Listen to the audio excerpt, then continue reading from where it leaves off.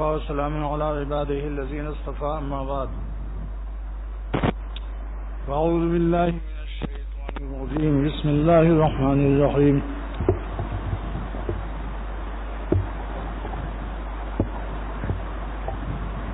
ذکر اللہ تطمئن القلوب.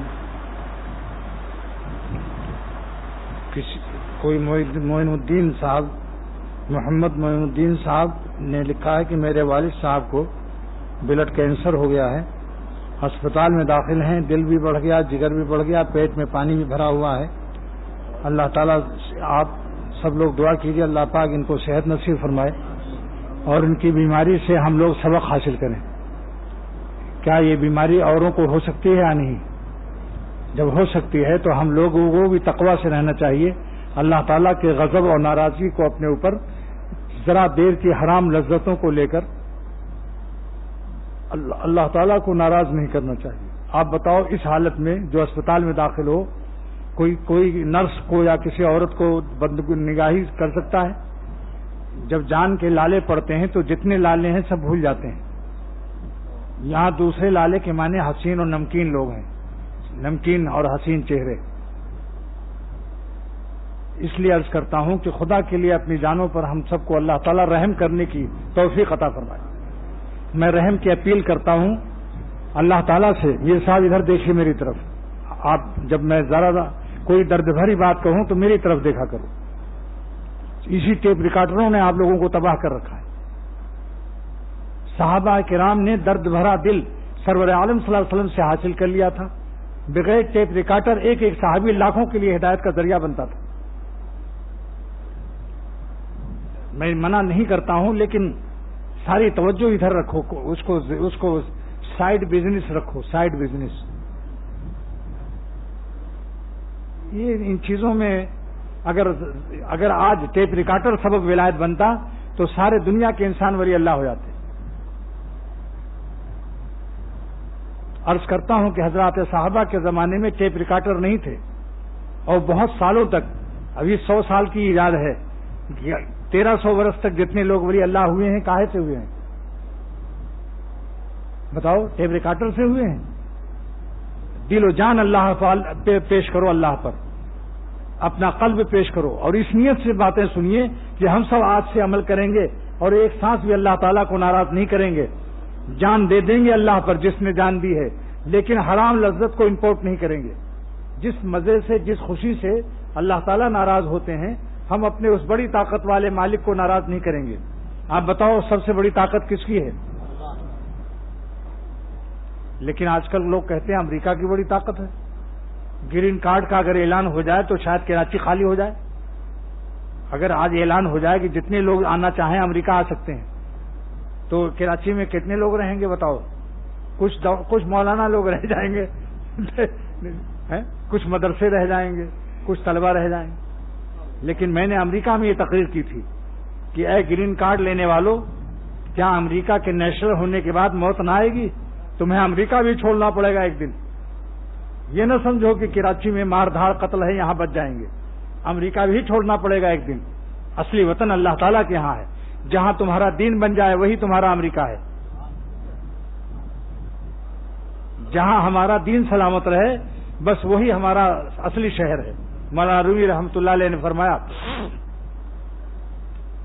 کہ ایک مولانا رومی بھی کیا پیارے آدمی ہیں، بہت پیارے آدمی ہیں. میرے شیخ کا جملہ ہے، شاہ عبد الغنی رحمۃ اللہ علیہ فرماتے تھے کہ مولانا رومی رحمۃ اللہ علیہ بڑے ہی پیارے آدمی ہیں. فرماتے ہیں کہ ایک عاشق سے اس کے محبوب نے، معشوق نے پوچھا، گفت معشوق با عاشق اے فتح. ایک معشوق نے پوچھا کہ اے نوجوان عاشق، تو بغربت دیدئی بس شہ رہا، تو نے پردیس میں بہت سے شہروں کو دیکھا. تو بغربت دیدئی بس شہ رہا، بے شمار شہروں کو دیکھا. پس قدامی شہر جہاں خوش ترس، تجھ کو کون سا شہر پسند آیا؟ اس نے کہا کہ گفت شہر کی دروے دلبرس، جس شہر میں میرا محبوب رہتا ہے وہی شہر میرا پیارا ہے. مسلمان کو ہی کہنا چاہیے کہ سب سے پیارے شہر دو ہیں، مکہ شریف اور مدینہ شریف. اللہ کا گھر مکہ شریف اور حضور صلی اللہ علیہ وسلم کا روضہ مبارک بس 2 ہی شہر ہمارے شہر پیارے ہیں.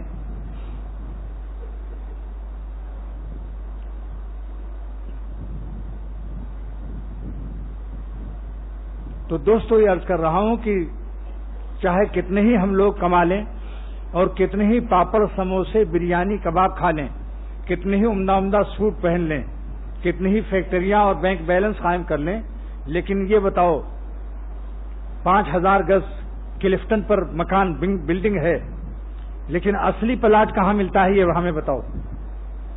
بتاؤ بھائی، اصلی پلاٹ کتنے گز کا ہوتا ہے؟ شاباش، جلدی بتاؤ. 2 گز کا. اصلی پلاٹ 2 گز کا ملتا ہے. بس سمجھ لو وہی ہمارا. وہاں کی فکر کرو. میرے شیخ لالو کھیت سے گزرے سن 1960 میں شاہ عبد الغنی رحمۃ اللہ علیہ نے، تو وہاں کچھ جھوپڑیاں دیکھیں.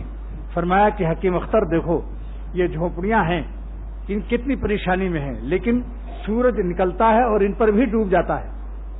گزارا ان کا بھی ہو رہا ہے، ایک دن ان کا بھی زندگی پار ہو جائے گی. لیکن اگر آخرت خراب ہو گئی تو کیا ہوگا؟ اس لیے سورج ڈوبتا ہے غریبوں پر بھی اور بادشاہوں پر بھی، تندرستوں پر بھی، بیماروں پر بھی. سورج اپنی جگہ غروب ہوگا اور طلوع ہوگا. شاعر کہتا ہے کہ وقت طلوع دیکھا، وقت غروب دیکھا، اب فکر آخرت ہے دنیا کو خوب دیکھا. وقت طلوع دیکھا، وقت غروب دیکھا، وقت طلوع دیکھا، وقت غروب دیکھا، یعنی سورج کا نکلنا دیکھا، ڈوبنا دیکھا. اب فکر آخرت ہے دنیا کو خوب دیکھا. اور میں آپ کو ایک تجربے کی بات اور اللہ تعالیٰ کے فرمان عالی شان کی بات بتاتا ہوں کہ چاہے دنیا تھوڑی ہو، لیکن اگر اللہ تعالیٰ کو ہم نے راضی کیا ہوا ہے تو دل میں اللہ تعالیٰ چین ڈال دیتا ہے. پاپڑ سموسے بریانی کھانے والوں کو مصیبت میں پایا ہے، اور دال روٹی چٹنی کھانے والوں کو میں نے عیش میں پایا ہے. آپ بتاؤ اللہ تعالیٰ خوشی دے سکتا ہے چٹائی پر یا نہیں؟ اور قالینوں پر اور پھولوں میں وہ رولانے پر قادر ہے، اور کانٹوں پر ہنسانے پر قادر ہے. کیا عمدہ شعر خواجہ صاحب نے فرمایا کہ خدا کی یاد میں بیٹھے جو سب سے بے غرض ہو کر، تو اپنا بوریا بھی پھر ہمیں تخت سلیما تھا. اللہ تعالیٰ دل پر براہ راست رابطہ رکھتے ہیں. دل بادشاہ ہے. بادشاہ لوگ بادشاہوں سے تعلق رکھتے ہیں. دل بادشاہ ہے جسم کا، لہذا اللہ تعالیٰ جس سے خوش ہوتے ہیں اس کے دل کو چین دے دیتے ہیں. اور جب دل گلستہ ہوتا ہے تو سارے عالم میں گلستہ نظر آتا ہے. دل گلستہ تھا تو ہر شے سے ٹپکتی تھی بہار. دل گلستہ تھا تو ہر شے سے ٹپکتی تھی بہار. اور دل بیاباں ہو گیا، عالم بیاباں ہو گیا. آپ نے نہیں دیکھا ہوگا کہ وزیر اعظم پولیس کو براہ راست بلا کے بات کرے. وہ اس شہر کے گورنر سے، وزیر سے، صوبے سے بات کرے گا، صدر. اللہ تعالیٰ کان کو نہیں ایستے. پہلے جیسے ہی گناہ شروع کرتا ہے انسان، سب سے پہلے دل میں پریشانی آتی ہے. یہ تھوڑی کان کی سنوائی اور آنکھ کی بینائی نہیں چھینتے. پہلے بادشاہ ہے دل. بڑے لوگ بڑے ہی لوگوں سے رابطہ رکھتے ہیں. اللہ تعالیٰ کی شان یہ ہے کہ جب کوئی گناہ کا ارادہ کرتا ہے اور آگے ذرا سا بڑھتا ہے تو اللہ تعالیٰ فرماتے ہیں جس نے میری نافرمانی کا ارادہ کیا اور میری نافرمانی کے حرام مزے لوٹنے کی خبیثانہ حرکت شروع کی. خبیثانہ کیوں کہتا ہوں؟ آپ لوگ بتائیے کہ گناہ خراب چیز ہے اچھی چیز ہے؟ تو پھر میں خراب چیز کو اگر خراب کہتا ہوں تو آپ لوگوں کو کوئی اعتراض نہیں ہونا چاہیے. خراب معنی کیا ہے جانتے ہیں؟ خر معنی گدھا، آپ معنی پانی، گدھے کا پانی. اس لیے دوستو دنیا میں سب سے بڑی چیز جو ڈرنے کی ہے، جو اللہ والوں کا ڈر ہے، وہ کیا ڈر ہے کہ اللہ تعالیٰ ہم سے کہیں ناراض نہ ہو جائے. یہ ڈر اولیاء اللہ کو ملتا ہے، اور یہی ڈر علامت ہے کہ وہ اللہ کے دوست ہیں. جو بے خوف ہوتا ہے اور سانڈ کی طرح ہر وقت گناہوں کے اوپر اپنی زندگی کو ضائع کرتا ہے، یہ دلیل ہے کہ یہ ظالم کا دل اللہ سے بہت دور ہے. نابینا ہے، دیکھتا نہیں ہے اللہ تعالیٰ. اگر بینا ہوتا تو اس کی مثال ایسی ہے کہ ایک کمرے میں ایک چھوٹا سا شیر کا بچہ ایک شخص نے پالا تھا. مہمان کو اسی کمرے میں ٹھہرا دیا، بجلی بند کر کے روشنی بند کر دی. اس بیچارے کو پتا بھی نہیں کہ اندھیرے میں یہاں شیر ہے، اپنا سو لیا، کھراٹا لے رہا ہے. 3 بجے رات کو اس کو پیشاب لگا. اب دروازہ کھولنے چلا تو اس کی آنکھ شیر کی لال لال نظر آتی ہے اندھیرے میں. شیر کی آنکھ کیسی ہوتی ہے اندھیری رات میں؟ ایک دم انگارا، جیسے کوئلہ جل رہا ہو، لال سرخ آگ. بس اس کو شبہ ہوا. پھر اس نے ٹارچ سے دیکھا تو شیر تھا. تو وہ لیٹرین جاتا رہا تھا جس کام کے لیے، اس کا کام وہیں ہو گیا.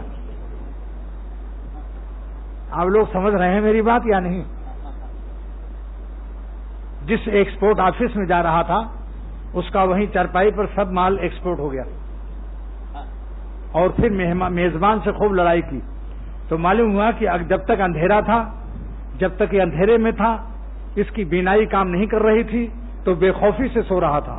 جس دن اللہ آنکھ دے دے گا ہم کو آپ کو، اور اللہ کی عظمت، وہ خالق شیران کائنات، سارے دنیا کے شیروں کا پیدا کرنے والا، جس دن اس کی عظمت سمجھ میں آ جائے گی تو پھر ہمت نہیں ہوگی یہ بدنظری عورتوں کو، امردوں کو تاکنے چھانکنے کی. مردہ لاشوں پر زندگی مت ضائع کیجیے. یہ سب مردہ لاش ہیں، کچھ دن کے لیے چل رہی ہیں، ایک دن سب قبرستان میں جانے والے ہیں. مردوں پر مردہ مت ہو جاؤ، ڈبل مردے ہو جاؤ. یاد رکھو، ہم بھی مرنے والے، یہ حسین بھی مرنے والے. جب 2 مردے ہو جاتے ہیں تو ڈبل مردے ہو جاتے ہیں. اور کوئی شخص واللہ کہتا ہوں قسم کھا کر مسجد میں، جتنی رومانٹک دنیا ہے بے چین پریشان ہے. لاکھ خمیرے کھاتے رہو کچھ اثر نہیں ہوتا. اللہ تعالیٰ جس سے ناراض ہوتا ہے اس ظالم پر کروڑوں خمیرے برسا دو، اس کے دل میں چین نہیں مل سکتا اس کو. خدا کے لیے یہ کہتا ہوں آپ حضرات سے بار بار، خصوصاً اپنے ان دوستوں سے جو رات دن ساتھ ہیں، کہ خدا کے لیے اپنی جانوں پر ہم سب کو رحمت کی بھیک اللہ تعالیٰ سے مانگنی چاہیے. اور یہ دعا حضور صلی اللہ تعالی وسلم نے سکھایا. حضور صلی اللہ علیہ وسلم نے سکھایا کیسے بھیک مانگو گے اللہ کی رحمت کی اپنی جان پر. اللہم ارحمنی بترک المعاصی، پڑھیے آپ لوگ بھی، اللہم ارحمنی بترک المعاصی، اے اللہ ہم پر رحم کی بھیک دے دے. وہ کیسی بھیک ہے جس سے ہم گناہ چھوڑ دیں، یہ ہے رحم کی بھیک. ورنہ سمجھ لو حق تعالیٰ کی رحمت سے محروم ہونا، ساری طاقت بھول جائے گی. جس دن بلڈ کینسر یا گردے بیکار کر دے گا اللہ، اس وقت پتا چلے گا کہ تمہارے گناہوں کی طاقت کہاں گئی. بوسے بازی بدنظری کی طاقتیں جس وقت خدا پکڑتا ہے تب پتا چلتا ہے. پھر اس کے بعد پھر سمجھ لو ایک وقت ایسا آتا ہے کہ پھر عذاب کے بعد پھر اس کی جنت تو مل جائے گی، مگر دنیا میں اللہ تعالیٰ پھر اس کو نہیں چھوڑتا. اور دنیا میں بھی کبھی ایسی صورت پیدا ہو جاتی ہے کہ توفیق توبہ بھی نصیب نہیں ہوتی. جو لوگ توبہ کے سہارے پر گناہ کر رہے ہیں انتہائی انٹرنیشنل بین الاقوامی احمق اور گدھے ہیں. اس لیے کہ توبہ کی توفیق ہمارے ہاتھ میں ہے یا اللہ کے ہاتھ میں ہے. اگر مسلسل گناہوں کی وجہ سے خدا توفیق توبہ نہ دے تو کیا کرو گے پھر؟ دلیل پیش کرتا ہوں قرآن پاک کی. اللہ تعالیٰ فرماتے ہیں کہ فتاب اللہ علیہم لیتوبوا، اللہ تعالیٰ نے صحابہ پر رحم فرمایا، توجہ فرمائی، مہربانی کی تاکہ وہ توبہ کر لیں. اس آیت کی تفسیر علامہ آلوسی اور سید محمود بغدادی لکھتے ہیں رحمۃ اللہ علیہ، اے وفقہم للتوبہ، یعنی اللہ نے آسمان سے ان کو توفیق توبہ عطا فرمائی، لیتوبوا تاکہ وہ توبہ کر لیں. معلوم ہوا زمین والے توبہ اسی وقت کر سکتے ہیں جب آسمان والا ان کو توفیق توبہ دے دے. تو توبہ کے سہارے گناہ کرنے والے انتہائی احمق ہیں. زیادہ دن کا قصہ نہیں ہے، اسی قریب کی حکایت ہے. میں ناظم آباد میں جب رہتا تھا سن 80 میں یہاں آیا ہوں. ناظم آباد میں ایک خانسامہ رات دن بدکاری اور گناہوں میں مبتلا تھا. ہر وقت اس کا کام یہی عورتوں کو دیکھنا، لڑکیوں کو چھیڑنا. جب مرنے لگا تو اس کا ایک دوست تھا خانسامہ، وہ میرے ساتھ محبت رکھتا تھا، نمازی بھی تھا، داڑھی بھی رکھ لی تھی اس نے. تو اس نے کہا کہ بھائی تم میرے دوست ہو اور اب تم مر رہے ہو، ڈاکٹروں نے ہمیں بتا دیا ہے کہ تم اب بچو گے نہیں، لہذا تم توبہ کر لو، کیونکہ تمہاری زندگی بہت ہی خراب گزری اور تم اللہ والوں کو بھی برا کہتے تھے.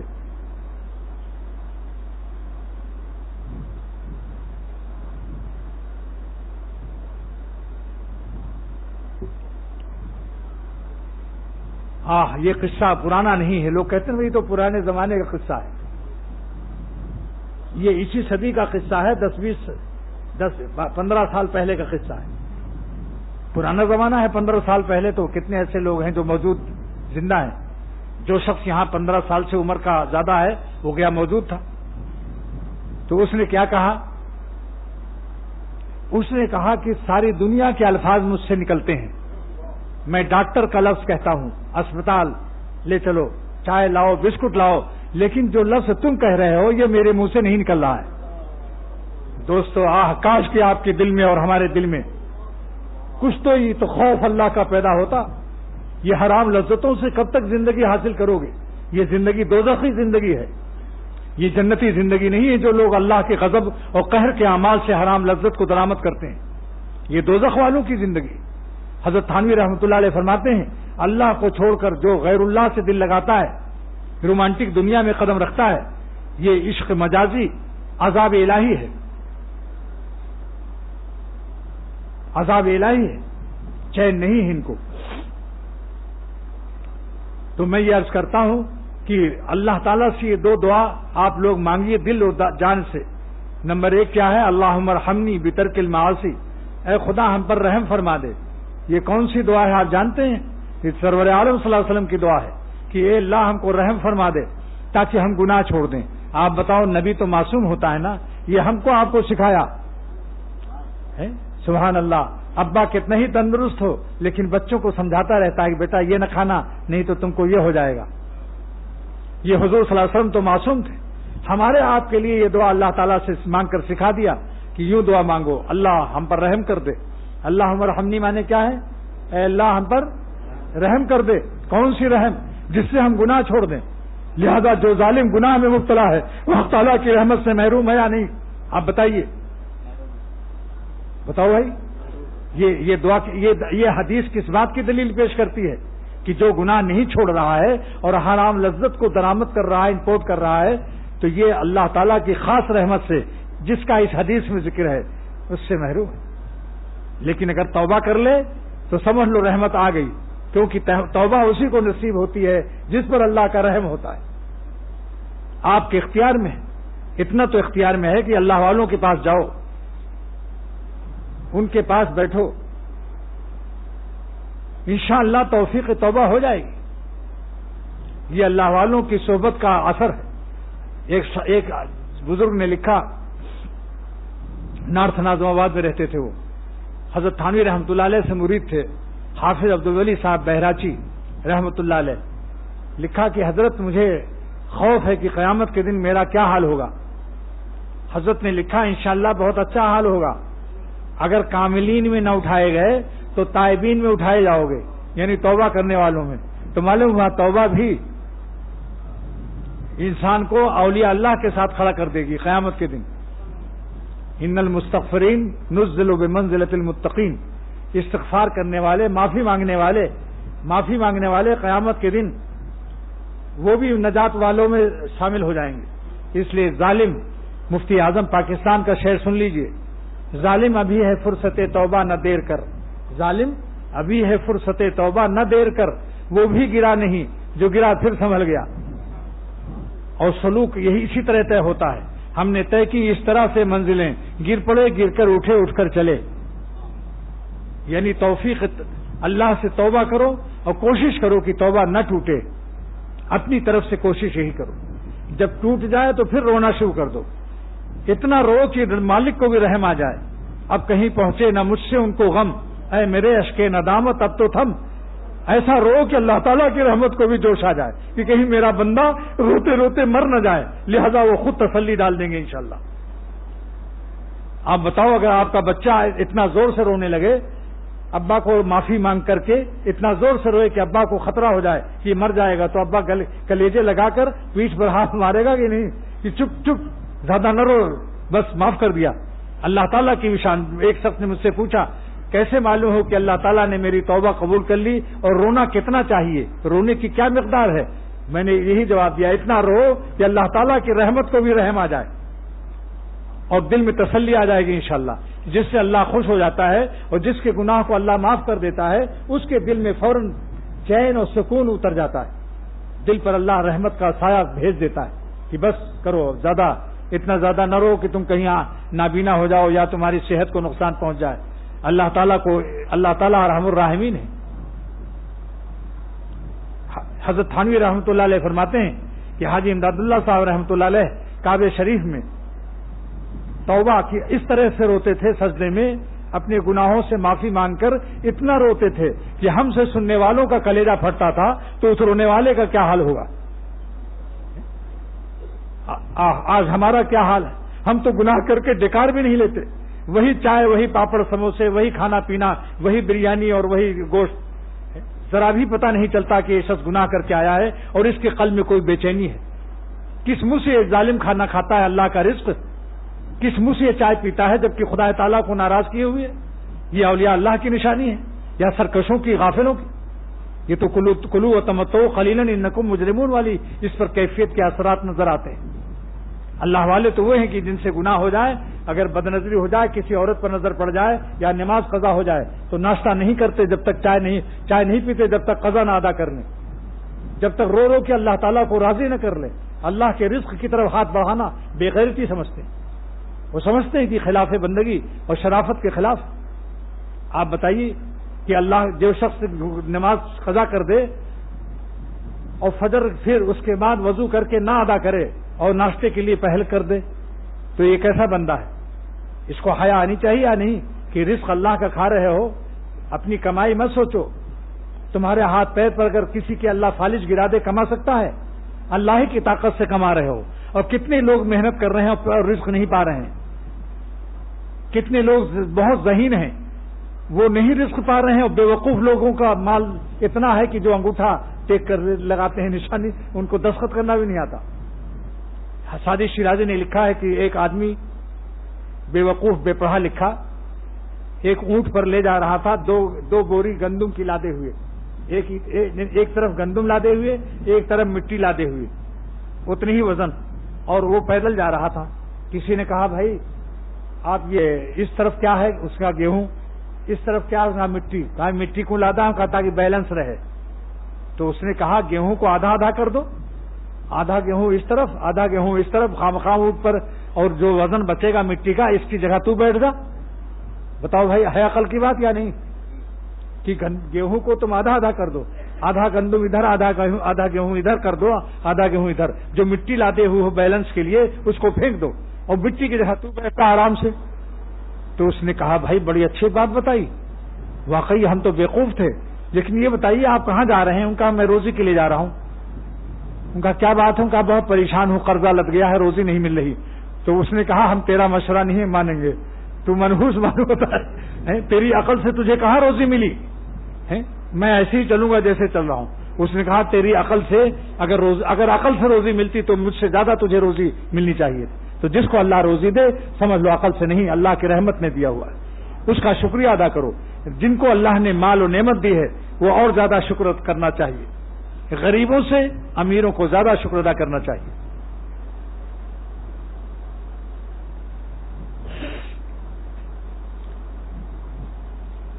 لہذا میں نے جو آیت تلاوت کی ہے کہ اللہ تعالیٰ ہی کی یاد سے دل کو چین ملتا ہے، اور یاد کی دو قسمیں ہیں، جس بات سے اللہ خوش ہو اس عمل کو کر لو، جس عمل سے اللہ ناراض ہو اس کو چھوڑ دو۔ جان چلی جائے چلی جائے، ایک دن تو مرنا ہی ہے، مرنے سے پہلے ہی موت آ جائے تو اللہ کے راستے میں اس موت کو قبول کر لو۔ ایک دن تو مرنا ہی ہے، مگر اللہ کو ناراض کر کے مرنے میں فائدہ ہے یا اللہ تعالیٰ کو خوش کر کے مرنے میں فائدہ ہے؟ بس اب جو میرا یہ دعویٰ ہے اور قرآن پاک کا اعلان ہے کہ چین اللہ کی یاد میں ہے، جو لوگ اللہ تعالیٰ کو خوش رکھتے ہیں ان کے حکم کو مان کر، اور جو اپنے کو بدنظری سے بچاتے ہیں، یہ سمجھ لیجئے تبلیغ والوں کو بھی فرض ہے کہ کسی لڑکی کو دعوت براہ راست نہ دیں، عورتوں سے دلوائیں۔ تبلیغ میں بھی جائز نہیں کہ اللہ تعالیٰ کو ہم ناراض کر کے تبلیغ کریں،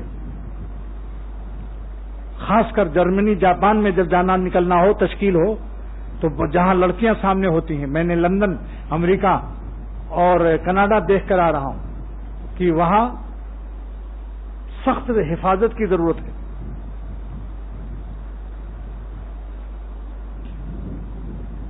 اور امام ابو حنیفہ رحمۃ اللہ علیہ اپنے شاگرد امام محمد رحمۃ اللہ علیہ کو چونکہ بہت حسین تھے پیچھے بیٹھالتے تھے۔ امام ابو حنیفہ سے بڑھ کر ہمارا آپ کا تقویٰ اور پرہیزگاری نہیں ہو سکتی۔ امام صاحب نے احتیاط کیا اور فرمایا کہ جاؤ پیچھے بیٹھو، جب داڑھی نکل آئے تب آنا۔ اس لیے بزرگوں نے فرمایا کہ جن کے داڑھی موچ نہ نکلی ہو ان کی دعوت میں اپنی حفاظت کرو، کسی کی جوتیوں کی حفاظت میں اپنا دین و دوشالہ مت گنواؤ۔ یہ حاجی امداد اللہ صاحب ہمارے پردادا پیر کا ارشاد ہے کہ کسی کی جوتیوں کی حفاظت میں اپنا 2000 10,000 کا دوشالہ مت گنوا دو۔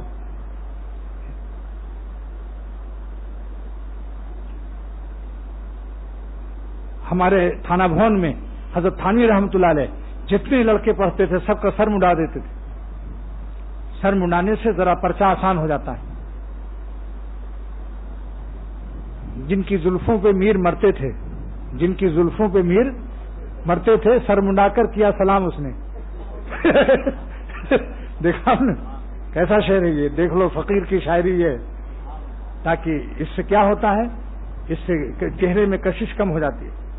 بھائی ہمارے سارے اولیاء اللہ نے احتیاط کیا۔ خود حدیث میں حضور صلی اللہ علیہ وسلم فرماتے ہیں کہ دیکھو جن لڑکوں کی داڑھی موچ نہیں آئی، لا تنظروا الی المردان فإن فیہم لمحتم من حور، ان سے احتیاط کرو۔ اگر بات بھی کرنی ہے، تبلیغی دعوت بھی کرنی ہے، تو نیچی سر نیچا کر کے نظر کی حفاظت کرو ان سے بھی۔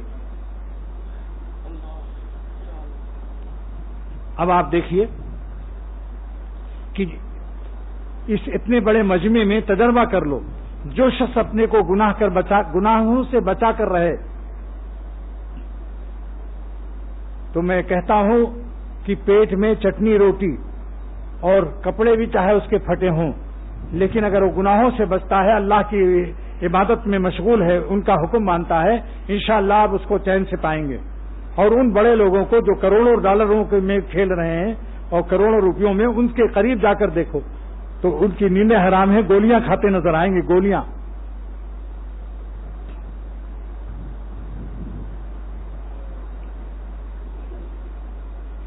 ہمارے جہاز میں عمران خان بھی تھے، کرکٹر، سنا ہوگا آپ لوگوں نے نام عمران خان کا۔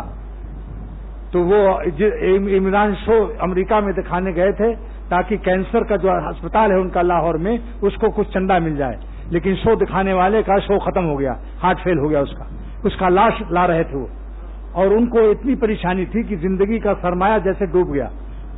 وہ نے خود کہا، میں فرسٹ کلاس میں وہ بھی تھے، میں بھی تھا، اس نے کہا میرا دماغ آفسیٹ ہے، میں گولیاں کھا کر ابھی سونا چاہتا ہوں۔ عملے سے کہا کھانا پینا سب بند۔ تو اگر اللہ کا کوئی ولی اللہ ہوتا تو گولیاں انشاءاللہ نہیں کھانا پڑتا۔ جو غم کے ساتھ ہو تم بھی تو غم کا کیا غم ہے، خوشا حوادث پیہم، خوشا حوادث پیہم، خوشا یہ اشک رواں، جو غم کے ساتھ ہو تم بھی تو غم کا کیا غم ہے۔ انشاءاللہ روئے زمین پر دیکھ لو، اور کسی ولی اللہ نے خودکشی نہیں کی۔ اگر خودکشی کی ہے تو امریکہ اور جرمن جاپان والوں نے کی ہے۔ جتنے ہی جو خدا سے دور ہے انہوں نے حرام موت اختیار کی، کیونکہ کوئی سہارا نہیں ہے۔ اللہ تعالیٰ اللہ والوں پر کے دل کو غم فروخت کرتے ہیں، کسی حالت میں ہو ہمیشہ اللہ سکون سے ان کو رکھتا ہے۔ اگر سوئٹزرلینڈ کی گھڑیاں واٹر پروف بن سکتی ہیں تو اللہ تعالیٰ اپنے عاشقوں کے قلب کو بھی غم فروخت کرتے ہیں۔ لیکن میں نے ان سے مسافہ کر لیا، میں نے کہا میں نے آپ کو اخباروں میں بارہا دیکھا، آج آپ کو یہاں دیکھ لیا، مسافہ کر لیا۔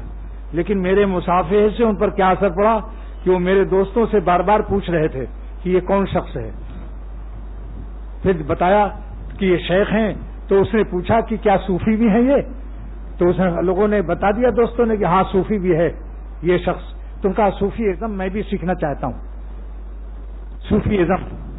تو وہ صوفی ازم سیکھنے والے شاید جلد ہی آئیں ہمارے خانقاہ میں انشاءاللہ تعالی۔ میں نے مسافہ اس لیے کیا تاکہ ان کو نہ یہ احساس ہو کہ مولوی لوگ گنہگاروں کو حقیر سمجھتے ہیں۔ میں ہر ایک کو گلے لگانے کے لیے تیار ہوں۔ امریکہ کے ہمارے دوست کا بیٹا بیٹھا ہے، بتاؤ میں نے محبت تم لوگوں کو پیش کیا یا نہیں؟ جتنے بھی ہے، کوئی بھی اللہ کا بندہ ہو، جب میں کافروں کو گلے لگا سکتا ہوں، اگر ہمیں امید ہو جائے کہ یہ اسلام لائے گا، ایمان لائے گا، تو مسلمان ہے، وہ تو ایمان لا چکا ہے۔ اللہ تعالیٰ کا شکر ہے، جہاں جہاں میرا بیان ہوا، لندن میں پہلا بیان ہوا جس دن ہم پہنچے 2 بجے ظہر کے وقت میں، تو وہاں سارے برطانیہ کے علماء بلائے گئے تھے۔ ایک اجتماع تھا سیادت المسلمین کا، وہاں میرے شیخ کا خلیفہ مولانا ایوب صورتی نے بلایا۔ میرا جب بیان ہوا تو وہاں کے خطیب اور اس نے فوراً چھپوا دیا. وہ چھپا ہوا نواز اتنی جلدی چھپا کہ وہ میرے ساتھ آیا ہوا. اس کے بعد اب لندن کی سڑکوں کا حال سنیے. کچھ لندن کا جغرافیہ سناؤں آپ لوگوں کو. جہاں جانے کے لیے آپ لوگ بہت پریشان رہتے ہیں. اگر لندن ایمبیسی یا امریکہ یا کینیڈا اعلان کر دے کہ جو پاکستانی جانا چاہتا ہو جائے تو میرے خیال میں مارا پیٹی شروع ہو جائے گی. اتنی بڑی لائن لگے گی. پولیس کے ڈنڈے بھی کھا لیں گے.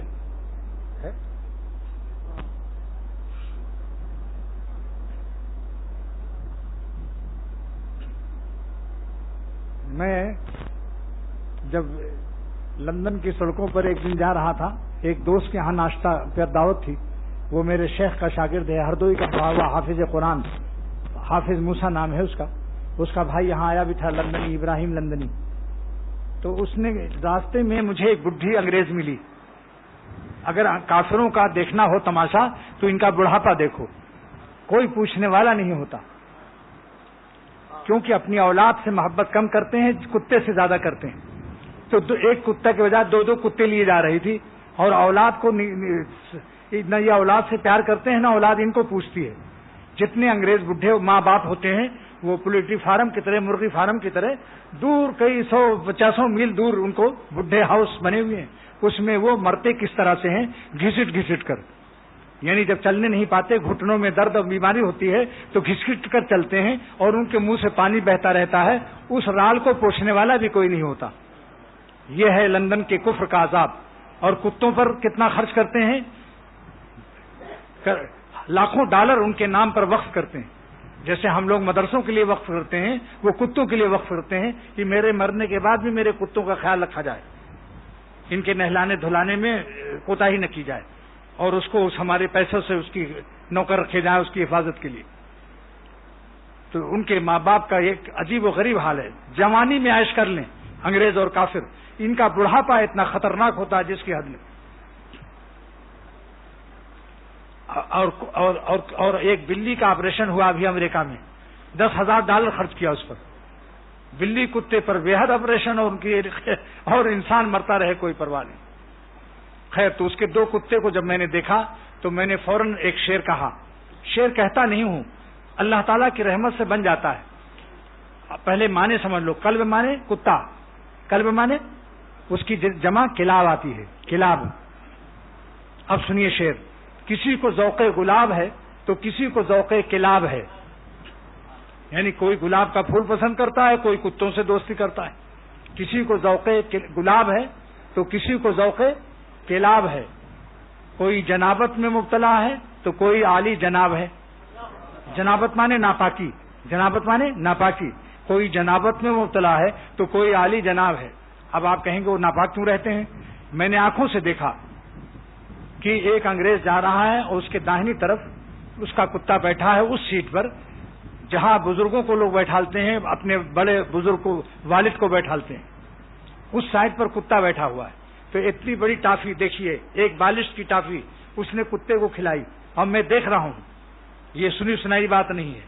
میں نے بہت شکر ادا کیا کہ الحمدللہ کہ لندن, کینیڈا, امریکہ کا حال اب بتانے کے لیے میں اپنا تجربہ پیش کروں گا. اس نے اس ٹافی کو اس کو کھلایا, اس نے خوب کھایا, اور اس کے بعد اس کے منہ سے کھینچ کر اس نے کھایا. اور میں تماشا دیکھ رہا ہوں. جس کا تھوک پیشاب سے بدتر ہے. کتے کا تھوک کہیں لگ جائے ناپاک ہوتا ہے, لیکن وہ کتے سے چٹوانے میں فخر سمجھتے ہیں. اگر کتا ان کو چاٹ لے تو سمجھ لو کسی ولی اللہ نے اپنا تھوک لگا دیا. یہ حالت ہے. اب آپ سمجھو کہ ان کا کیا حال ہے. ہر وقت گود میں لیے بیٹھے ہوئے ہیں. یہ ان کو چاٹتے ہیں, وہ ان کو چاٹتے ہیں. دونوں طرف سے چٹول ہو رہی ہے. اس مصدر کا نام چٹول ہے. اللہ کا شکر ادا کرو. میں نے شکر ادا کیا کہ الحمدللہ اللہ تعالیٰ نے ہم کو ایمان اور اسلام سے نوازا, اور ان انگریزوں کے کافروں کی زندگی سے بچایا. اس کے بعد پھر میں ناشتے کے وقت ایک شعر موضوع ہوا, کیونکہ دیکھتا ہوں تمام دنیا خوب ان کے پاس ہے لیکن سکون نہیں ہے. اس وقت میرا شعر موضوع ہوا, made in London, made in London شعر ہے یہ. آج کل لوگ کہتے ہیں بھائی کہاں کے بنا ہوا چاقو ہے؟ جرمنی، اچھا فوراً لاؤ جلدی لاؤ. آج کل باہر کی چیز فارن کنٹری کی چیزیں پسند کی جاتی ہیں. تو آج آپ لوگ میڈین لنڈن شعر میرا سنیے. میر صاحب سے ناشتے کو میں نے کہا کہ مانا کہ میر گلشن جنت تو دور ہے، مانا کہ میر گلشن جنت تو دور ہے، لیکن ہوں دل میں خالق جنت لیے ہوئے، لیکن ہوں دل میں خالق جنت لیے ہوئے. جس کو اللہ تعالیٰ نے اپنی محبت دی ہے سمجھ لو اس کے دل میں خالق جنت موجود ہے. مانا کہ میر گلشن جنت تو دور ہے، لیکن ہوں دل میں خالق جنت لیے ہوئے.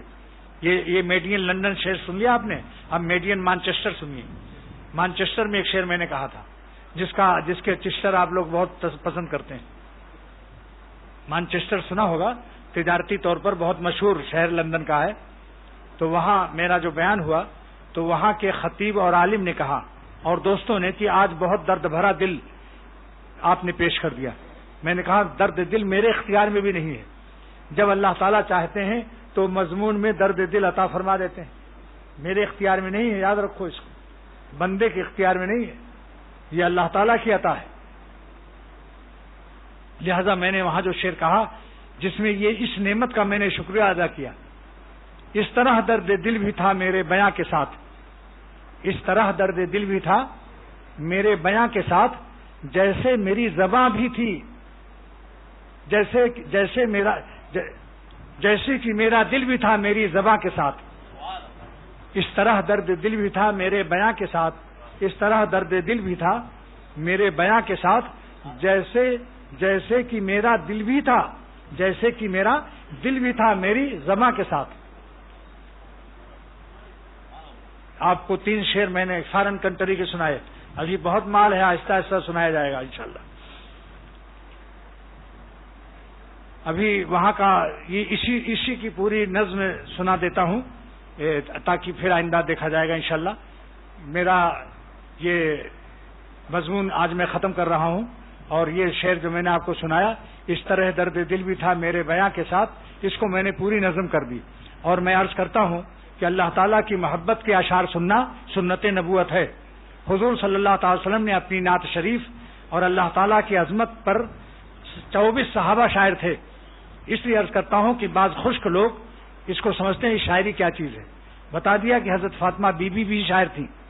حضور صلی اللہ علیہ وسلم کے وفات پر ان کا شعر بھی ہے. حضرت عائشہ صدیقہ بھی شاعر تھی. 24 صحابہ بھی شاعر تھے.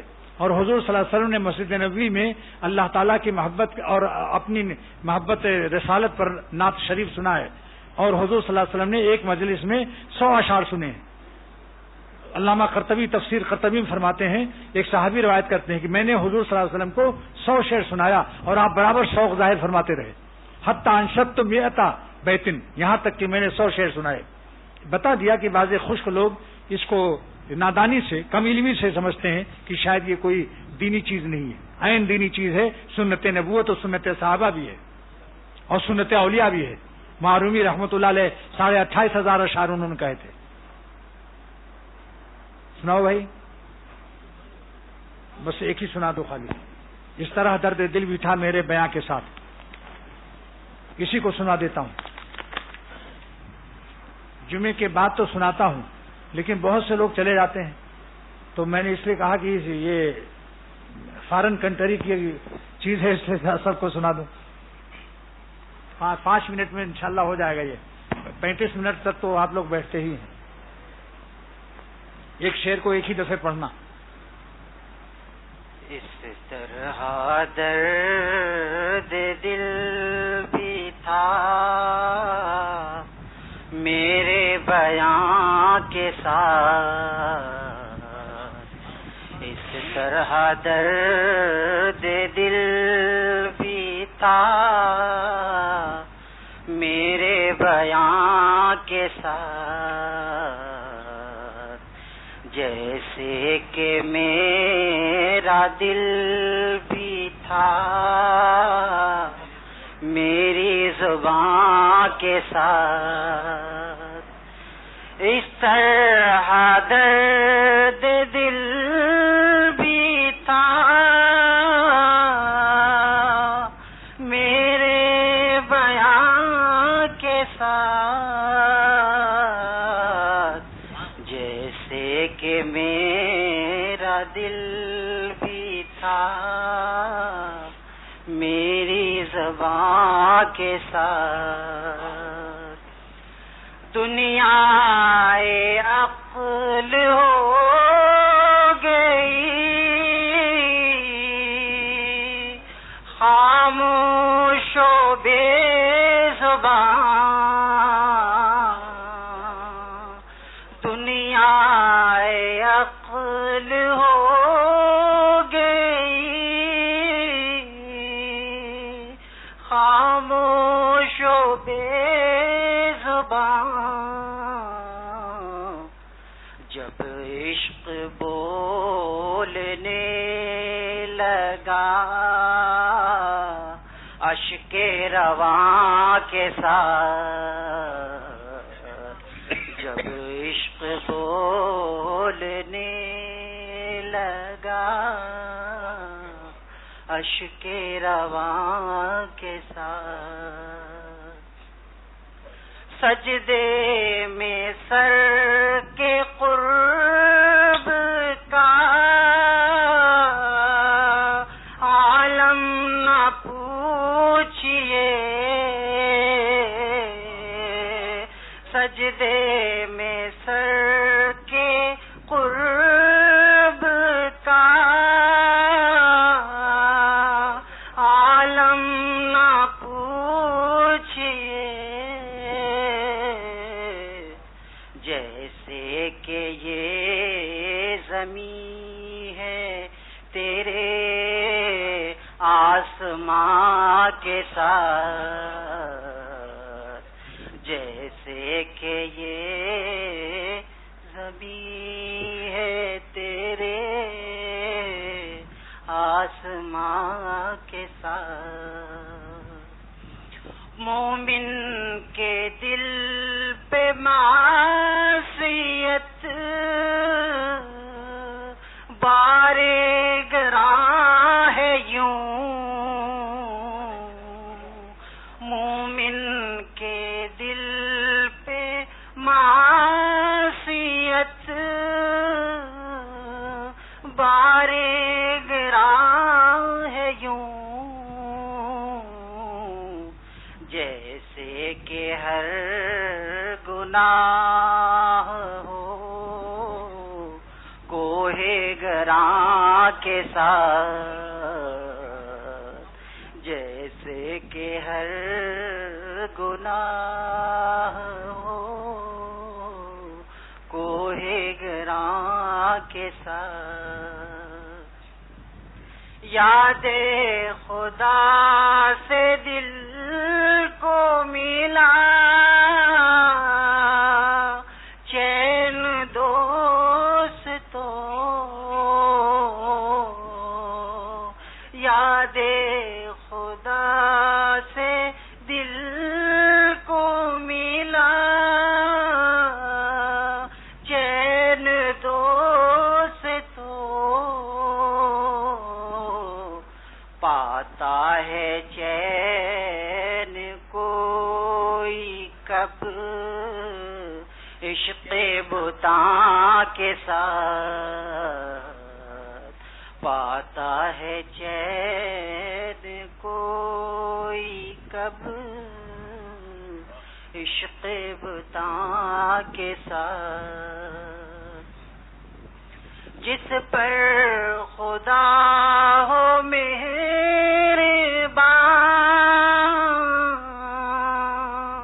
رہتا ہے چین سے، جس پر خدا ہو مہربان رہتا ہے چین سے، ہرگز نہ ہوگا بے سکون نامہربان کے ساتھ، ہرگز نہ ہوگا بے سکون نامہربان کے ساتھ، رب جہاں کے ساتھ ہے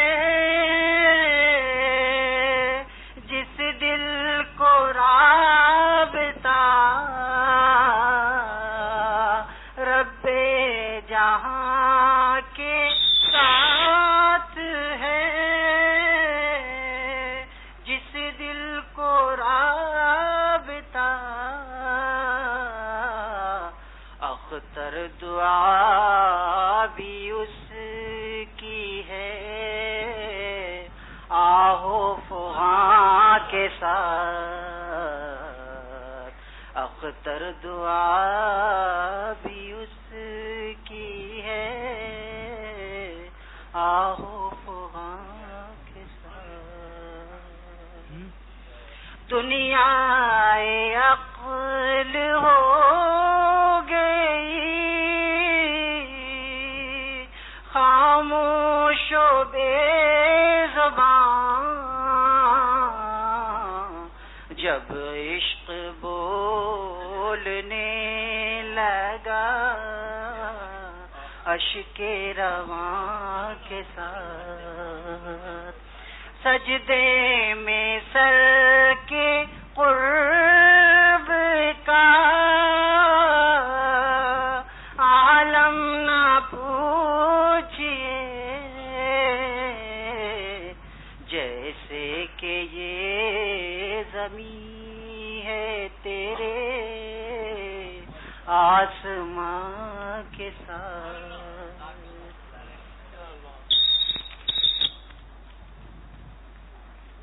اچھا بھائی، کفیل احمد کے لیے دعا کیجیے، اللہ ان کو صحت عطا فرمائے۔ اور ایک صاحب نے لکھا ہے میری بیٹی کے رشتے کے لیے، بس اللہ تعالیٰ جو کچھ بھی اس میں لکھا ہے۔ اور ایک صاحب نے اور دیا تھا محمد یعقوب، تمہارے کیا ہے، کیا نام ان کا؟ سید یونس ہیں، سید یونس، سید یونس کہاں ہیں؟ سید یونس بتاؤ کون صاحب تھے وہ کس کے خسر ہیں بھائی؟ اچھا، محمد یعقوب صاحب کے لیے بھی اللہ تعالیٰ ان کو بھی صحت عطا فرمائے۔ اور یہ کاشف خلیل ہیں، اللہ تعالیٰ ان کو بھی کامیاب فرمائے۔ یہ جتنے پرچے ہیں، جو کچھ بھی اس میں لکھا ہے، اللہ تو سب کو جانتا ہے، ہر ایک کا نام لے لے کے تو بہت دیر لگ جائے گی۔ یا اللہ جنہوں نے پرچے دیے ہیں اور جنہوں نے زبانی مجھ سے کہا ہے یا ٹیلی فون سے بات کی ہے، بعض دوستوں نے ٹیلی فون سے رابطہ کیا غیر ملک میں، اللہ بس دعا کرتا ہوں اے اللہ اختر کو اور میرے سب دوستوں کو اور جتنے حاضرین ہیں اور جتنی عورتیں آئی ہوئی ہیں، جتنے مسلمان ہمارے سب بھائی آئے ہوئے ہیں، اللہ ہم سب کو دنیا بھی دے آخرت بھی دے۔ دنیا میں بھی ہم کو آرام عزت عطا فرمائیے، عافیت سے زندہ رکھیے اور گناہوں سے حفاظت نصیب فرمائیے، اور آخرت میں خاتمہ ایمان کر کے ایمان پر خاتمہ نصیب فرما کر یا اللہ میدان محشر میں بے حساب مغفرت فرما کر جنت میں ہم سب کو اکٹھا فرما، اور ہمارے شہر کراچی کو امن اور عافیت والا شہر بنا دے۔ اغوا، چوری، ڈاکہ، جتنے بھی قتل خون ہیں اللہ ہمیشہ کے ان کو دور فرما دے یا اللہ، سارے ملک کو ہمارے عافیت والا شہر بنا دے، اور سارے عالم اسلام کو عافیت نصیب فرما اور عالم کفر کو ایمان نصیب فرما۔ وآخر دعوانا الحمدللہ رب العالمین۔ عافیت نصیب فرما اور عالم کفر کو ایمان نصیب فرما۔ وآخر دعوانا الحمدللہ رب العالمین۔ عافیت نصیب فرما اور عالم کفر کو ایمان نصیب فرما۔ وآخر دعوانا الحمدللہ رب العالمین۔ عافیت نصیب فرما اور